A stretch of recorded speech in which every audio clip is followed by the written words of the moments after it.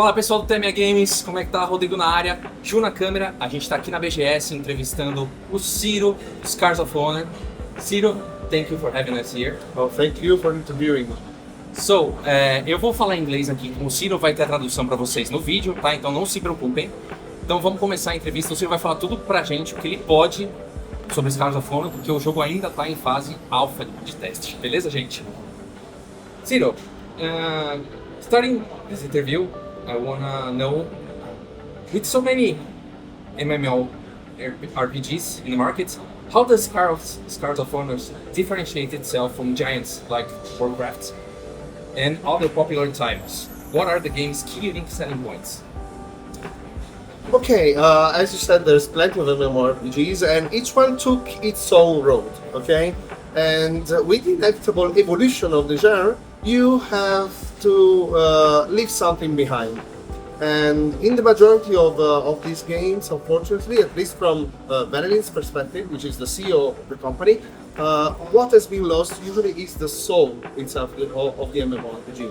What we want to do is to be able to back to what we call the golden era, the golden age of MMORPG, while still being modernizing the whole genre. Specifically, our MMORPG, Scars of Honor, is going to be completely free to play, free from any pay to win or pay to grind less mechanics or monetization tactics, because we think that that kind of strategies actually ruined the feel of this kind of games. So what we want to achieve is actually a game which can be true to our purposes and to the core values that the majority of MMORPG players, mostly the old ones, were actually attracted to in the first time. Okay, this is a great strategy because most of the old fans, they feel that the MMORPG lost that golden era feeling and the stuff with the modernization. So it's a great thing to be back in those roots.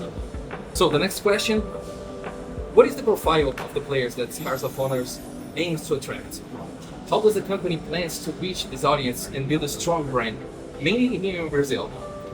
Okay, so basically we're working towards a very difficult challenge, which is trying to unite and please both the old audience of MMORPGs and also the new one, because obviously new generations will come and get acquainted with MMORPGs, and we want to also be we want to be also interesting for the new generations, which is basically going to be the adolescents that we were, and they are going to be the next players basically.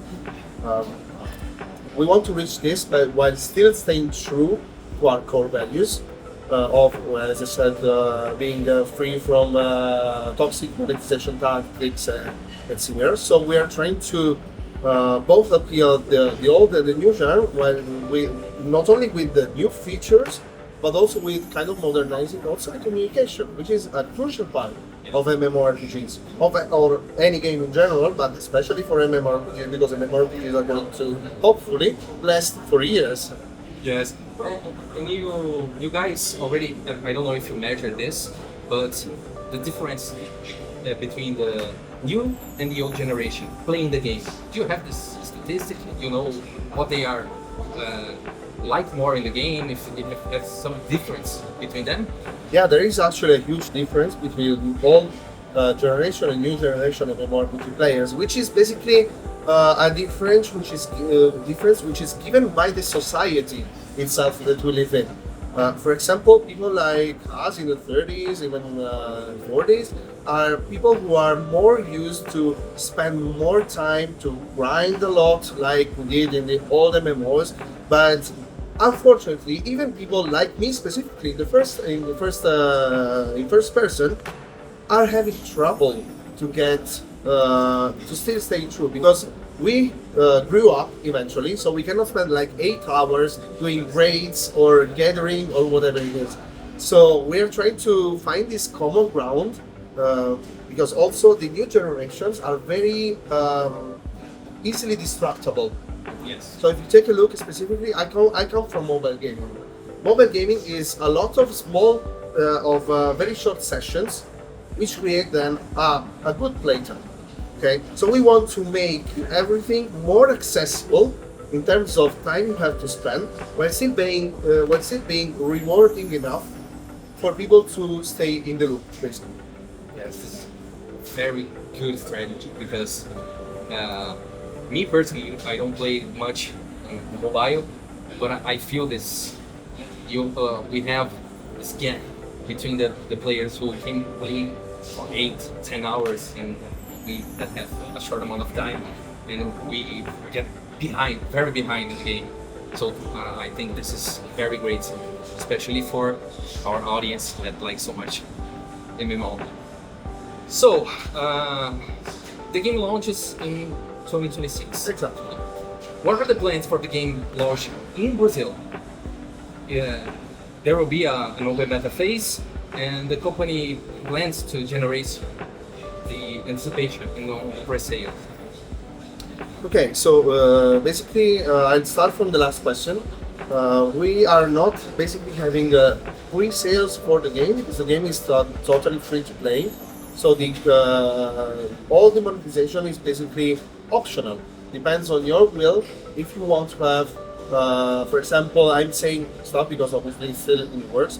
You want to have skins or other very basically virtual goods of any type, which I will subline another time. I will underline another time. It's not going to be any kind of pay to win. But then I lost myself. Take your time. Take your time. So where was I? Come on. 1, 2, 3. Okay, so basically regarding the launch strategy, we are now, as I said, leaning towards 2026, possibly early 2026 launch, which will be global. At launch, the game will be totally free to play. As of now, there is a way to help us and sustain the business as we are going through, the development specifically, with purchasing licenses, supporter and owner of licenses, or even subscription to have direct access not only to the test phases, which are through the licenses, and even but also to the PTR, which is going to be accessible 24/7 through the subscriptions as of now. There are obviously various types of subscription, but this is not the topic. You can find everything on our website. Specifically for Brazil, this is our first time at Brazil Game Show. Actually, our first time ever in a game convention. So it's quite a tough day, I would say. But definitely we are going to organize more events and more chances for players to meet up. That is going to be a strategy for 2026 because we feel that one of our key values is the opportunity to create relationships within the game. Because there is no MMORPG without friends. I was the first person who made a lot of friends online playing MMORPGs, and even like 15 years later, we are like texting each other each day. Wow. Not with every one of them, obviously, because people pass by.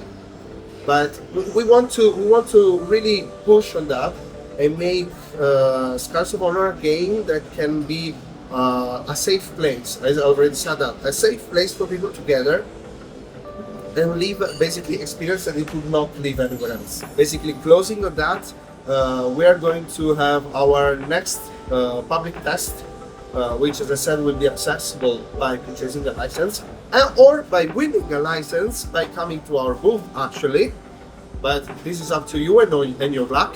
The test will happen from October 26th to November 1st, and the content that will be available it is the same as one as BGS. So you will be able to test our new action combat system, to see our new graphics in a specifically made battleground, which is 5v5, called the Morning Pass. Pessoal, então eu vou reforçar aqui, vocês já viram na tradução, mas é o seguinte, Scars of Honor vai ser free to play, gratuito, tá? Para quem ficou preocupado com a fase do alpha, paga, mas isso é uma maneira de estar ajudando a empresa no desenvolvimento do game.